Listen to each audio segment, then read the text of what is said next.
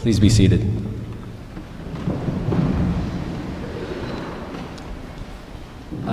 Good morning. I want to thank Dean Penny for inviting me to preach this morning. And I also want to thank her for making St. Paul's so much more friendly to social media. So in that vein, I want to thank Jay Wu for this selfie stick. This is an Ellen DeGeneres moment. So if I could get everybody just to lean in. Robert, you're not smiling.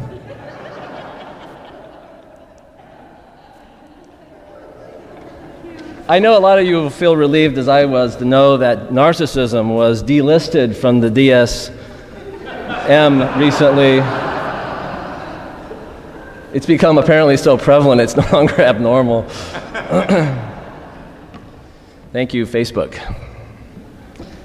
Well, what a ride it has been.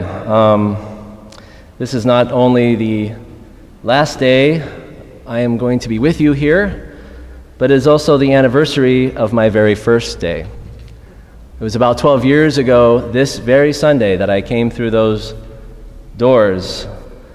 As many of you know, I was not raised in the church. We never went to church as a kid. But I was in my 30s, practicing law, and asking questions about life, about purpose.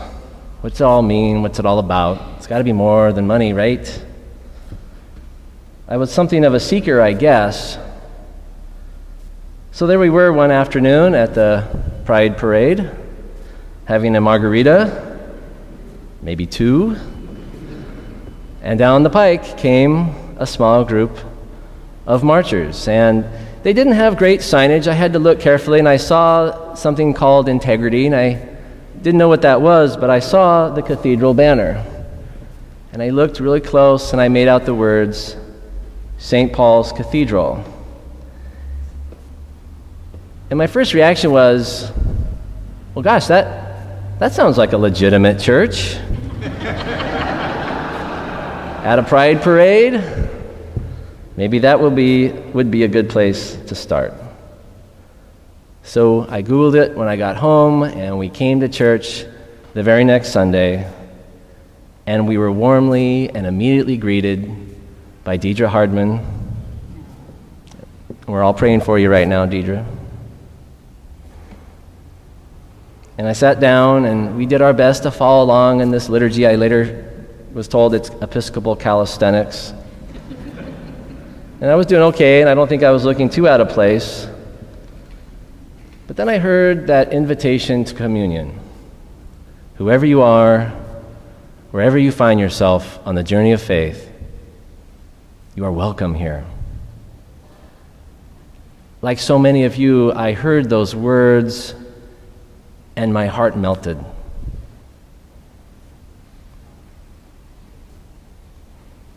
I hope we never stop making that invitation. It's an invitation that we all need to hear from time to time, and that there will always be somebody needing to hear it for the first time.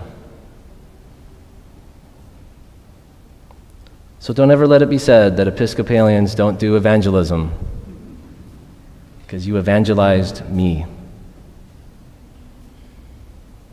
And yeah, it didn't happen overnight. It took some time. I had all kinds of suspicions to overcome, hang-ups that held me back, much like the disciples in today's gospel lesson who never imagined that they could feed 5,000 people. I too had been conditioned by a world that operated on the basis of scarcity. I had trouble imagining the abundant God that was being preached about each Sunday in this pulpit. Like many of us, I was conditioned by a consumer culture that bombarded me with advertising and marketing messages, each one of them telling me in one way or another, I wasn't good enough. I wasn't young enough. I wasn't thin enough or smart enough, fashionable enough, certainly not wealthy enough. All of it, of course, to sell us products that they promised would fill that hole that we all have in our heart that only God can fill. had even heard this similar message of scarcity when it came to God growing up, from Christians who seemed all too judgmental and proclaimed a gospel that seemed too small and a love that was too often conditional. But in time, you introduced me to a God who knew my name before I was born, who loved us and accepts us just as we are. And by doing that, you helped me to accept myself.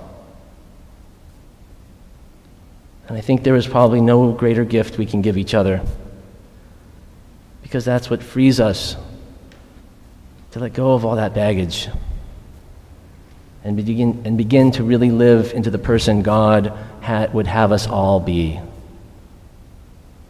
It would lead me in time to leave my law practice, to come to work here, to discern a call to priesthood, then seminary, and now to another church. A church where I hope to bring a little bit of St. Paul's spirit with me. It has indeed been a wild and unexpected ride, but as today's gospel makes so clear, when we put our faith in God and God's abundance, anything is possible. In fact, for the past couple of months, we've been hearing these miracle stories in our readings, and today's is one of the most famous, and it's got me wondering, how do we hear those stories today? Were the miracles displays of power so that we might believe?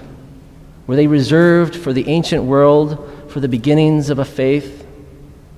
Or are we still in an age of miracles? I will never forget early on in my time here at the Cathedral when Dorcas House, a foster home in Tijuana for children whose parents are incarcerated, when they approached the Cathedral in need of financial support, their donor base had dried up, and Sylvia, the house mom, was looking at possibly closing and sending those 45 kids back into the jails where they were sometimes kept in cages for their own protection. She was at the end of her ropes and was looking for a miracle. And while we were sympathetic to her mission and her plight, the chapter was facing our own difficulties at the time. We had just lost 20% of our income, after all, for a couple of different reasons. And so the idea of taking on a foster home whose expense equated another 20%, some $400,000, I had just taken this job, and I'm thinking, whoa, that's impossible. There were some folks who said, well, wait a minute, gang, this is crazy. We're talking about kids in Mexico. Can you imagine the liability problems? What if something went wrong?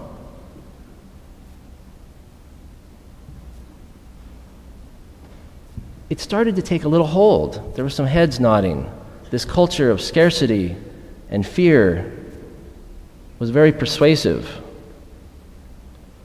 But amidst those fears, there was a persistent voice by prophets among us, some of whom are on this chancel today, Canons, Andrew, Barnabas, Dorothy, and Joan, who said to us, but if we don't do it, who will?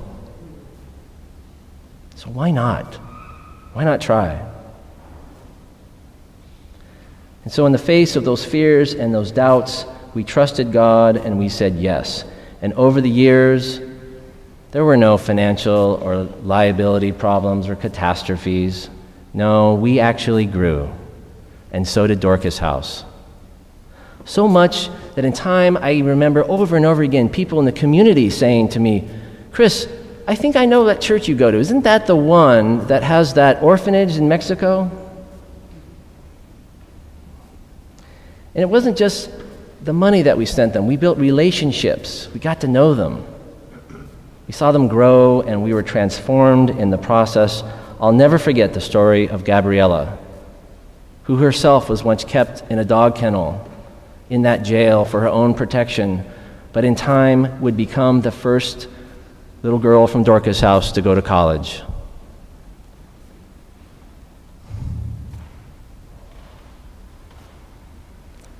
And she would nevertheless return to tutor and mentor those young kids so that all of them would have the same chance that she did.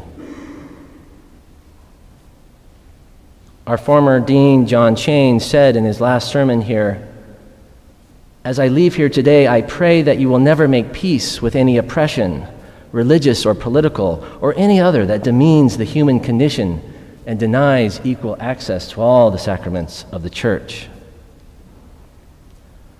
Well, I think we've lived up to that, haven't we? I think my story and the stories of so many of you, it's a testimony that we never forgot Bishop Chain's charge to always be a community that not only welcomes all, but affirms and celebrates all. As I leave here today, may I humbly add my own charge, and that is, I pray that you will never make peace with a gospel that's too small, with a mission that's too safe, or a ministry that's too comfortable, too easy, or without risk. The story of Dorcas House reminds me of one of my favorite prayers. It's the prayer of Sir Francis Drake. "Disturb us, Lord, when we are too pleased with ourselves, when our dreams have come true because we dreamed too little, and when we have arrived safely because we sailed too close to the shore." It's a prayer that challenges us to be audacious in our mission, to dream the impossible, to push the envelope way out there, because it's out there beyond our comfort zone, outside of our safety nets, that we confront the abundance of God. And as we heard in today's gospel, we become the co-creators in God's miracles. Sister Carla Maria and I were talking about this kind of thing just the other day. She's very involved with a homeless youth outreach program in Ocean Beach at the Episcopal Church Center. It's a wonderful ministry that the Cathedral supports, and we were even there this past week.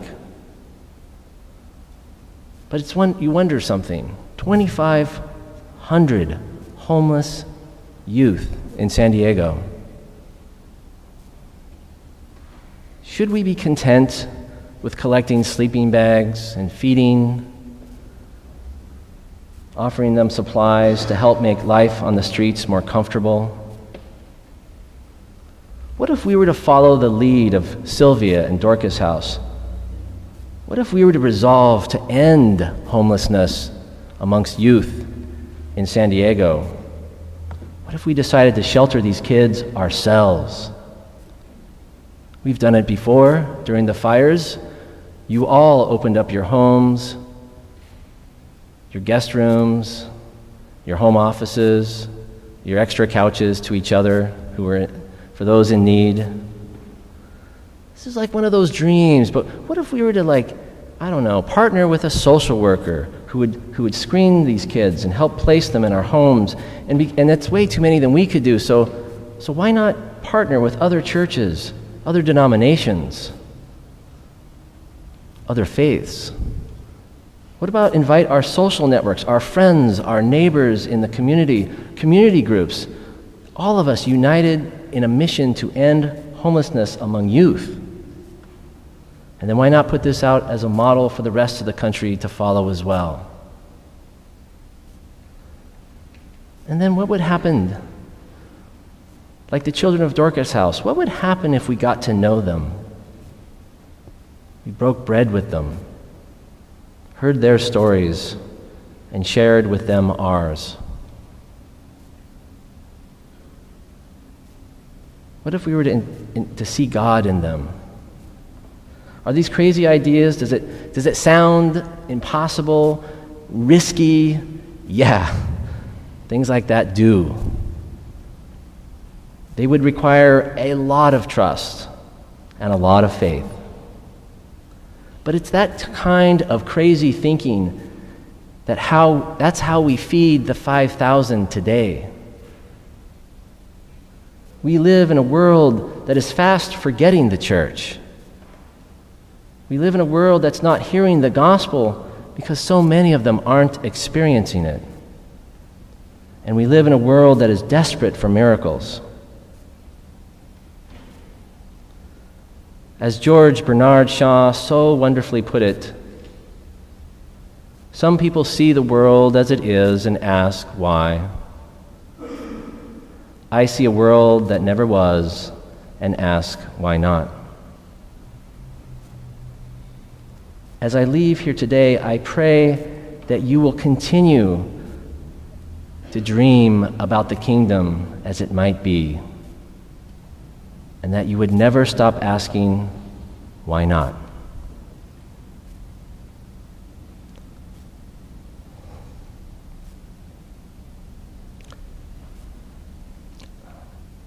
On behalf of Joe and myself, I wanted to say thank you for loving us, for supporting us, for being a family to us. Thank you for showing me and the countless others who have come through those doors God's abundant, unconditional love. Thank you for teaching me to believe in miracles.